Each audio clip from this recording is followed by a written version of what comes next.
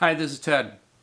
Today we are going to talk about the book of Mark, and I'd like to present this to you for several different reasons. First of all, I'd like to share with you a way that you can study books in the Bible that help you to understand them better, break them down better, and that is with the Excel spreadsheet, and that's what you're looking at. You're looking at every miracle in the book of Mark.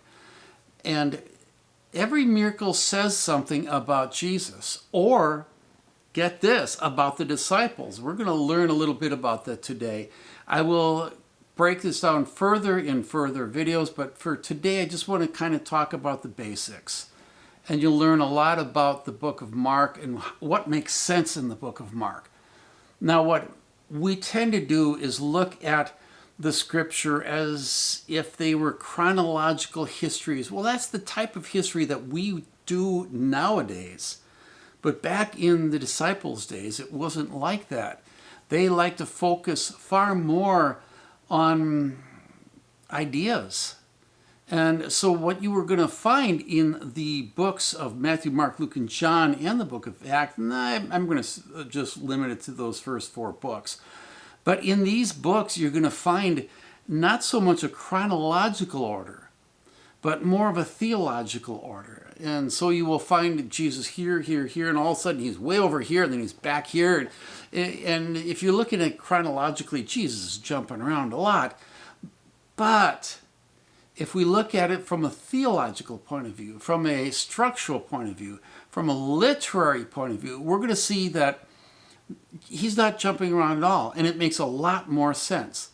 The book of Mark for years was kind of a mystery to me, until one day I had a class, actually. Most of my learning from the Bible comes from studying the Bible myself.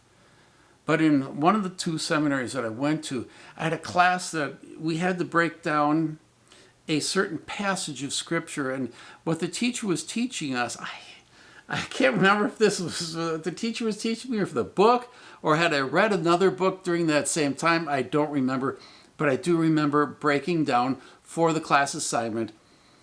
I believe it was Mark chapter 8. It's when Jesus went into the Mount of Transfiguration. We had to study everything around it and make sense with it. And what I found is, wow, the passages beforehand, not the verses, the passages, entire passages, the paragraphs, the studies beforehand would intimately connect with what I was reading. And the ones before that, and ones after that, and everything just seemed to begin to open up. And I began to see the book of Mark for the first time and really get it. Now, in the first section, we have four different sections. We have the first, discovering Jesus, defining Jesus, debating Jesus, and death and resurrection. I'm really pleased with that because I have 4 Ds. I rarely do that with titles, but I did on this one.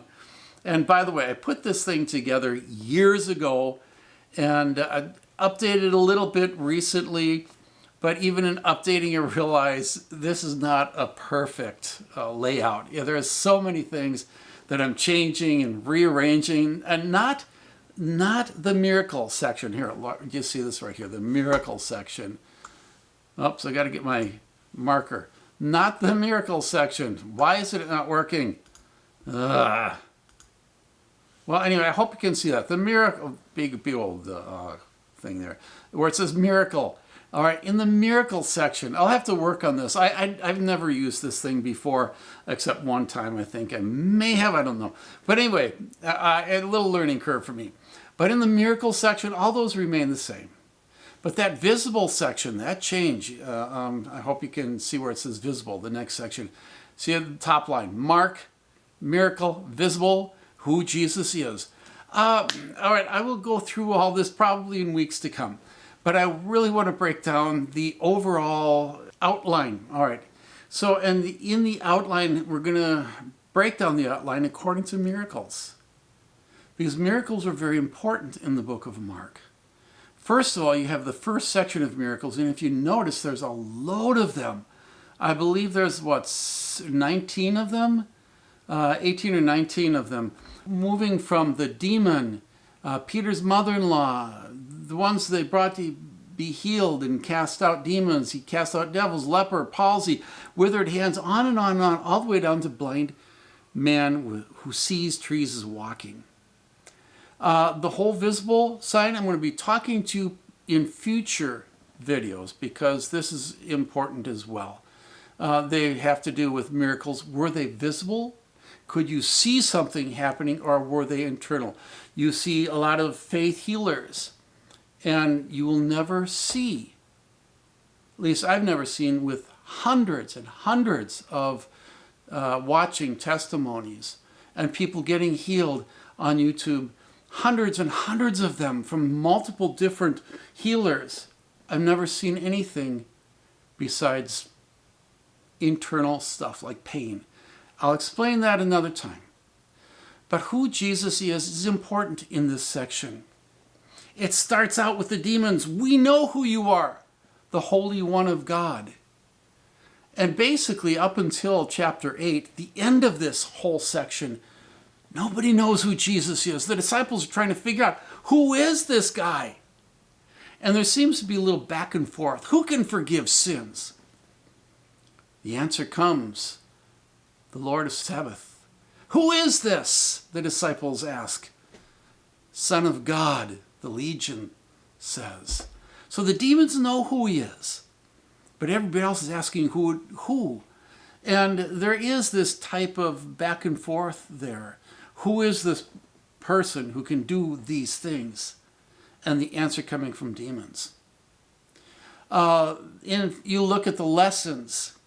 I'm debating whether I should go with this or not. I'm going to actually go with this another time because there's so much involved there. So another one of my videos coming up, I'll talk about the lessons of every one of those miracles. Now, in the defining Jesus, after chapter 8, and in chapter 8, Peter sees Jesus as the Messiah. Jesus asks at the end of this section, who do people say that I am? And there's all different kinds of answers. Well, who do you say that I am? And Peter says, you are the Christ, the Son of the living God. Blessed are you, Simon, son of Bartholomew, for flesh and blood did not reveal this to you, but my Father which is in heaven. Nevertheless, the Son of Man must suffer. Oh, no. And then there's this rebuke and all that kind of stuff. More of that's found in Matthew in the same section. Nevertheless, what's going on here?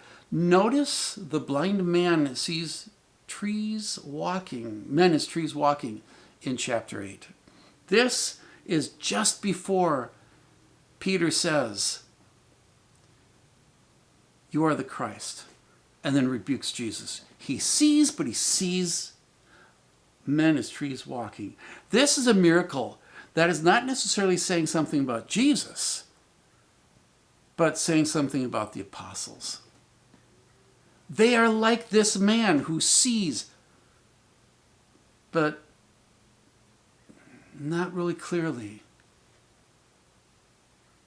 And Jesus needs to work them through. And by the way, Jesus did heal him again, so it's a double whammy. And if the second time, the guy can see clearly. Now, immediately after this revelation that Jesus, a vision of Jesus with Moses and Elijah, and this confirmation of he is the Messiah. Immediately after that, a man comes to Jesus and said, I got a sick daughter, I believe it is, and your disciples tried healing this person but couldn't. So Jesus, he talks to them about faith and all this kind of stuff. And he says, I believe, help my unbelief. And the disciples later said, why couldn't we do it? And he says, because you didn't have enough faith. The disciples couldn't. Now this, once again, we're seeing this kind of struggle. Like the man is struggling. I have faith, but help my unbelief. It's like the disciples. I have faith. I know you're the Messiah, but help my unbelief. Here's what I found. I gotta start learning to take my watch off in the middle of these. Okay. Oh, by the way, what did she find? Oh, no, it disappeared. All right, I got to find out what she finds next time. The disciples could not, and they're kind of like that man. So once again, the healing is not about Jesus. It's about the disciples. They're struggling. I believe, but help my unbelief. So Mark and the writers, Matthew and Luke, do this as well. They tend to emphasize different things. More, what do you want to call it? Symbolically. And this doesn't mean the miracles didn't happen. It just means that, lo and behold, the writer realizes, man, this is like the disciples going through this time period. Then you have, after Jesus talks to them about the cross, notice how their half-blindness is represented in blind Bartimaeus. He's blind, and he says, Son of David. He confesses who Jesus is. He sees who Jesus is. No question. And after saying, Son of David, I want to see, he's healed and he sees clearly. And in this section, it's like the disciples. They needed, well, first of all, they knew that he was the Messiah, but they needed to learn what discipleship is all about. They needed to learn not only about discipleship, but what the Messiah and his work is all about. It's not just being a cool leader, dominating the nations. It's about sacrifice. And it's about conquering sin. And it's about going to a cross. And you, he tells his disciples, you have to pick up your cross and follow me. And that's what they didn't get. And that was what was demonic with the good revelation that Peter got, that this is the Messiah. He didn't understand that the Messiah must suffer. He did not understand any of the struggle they're going to have to go through. But once they understand that, once they've been taught that, like blind Bartimaeus, they can see. And that's kind of the way that everything was planted, written in the book of Mark.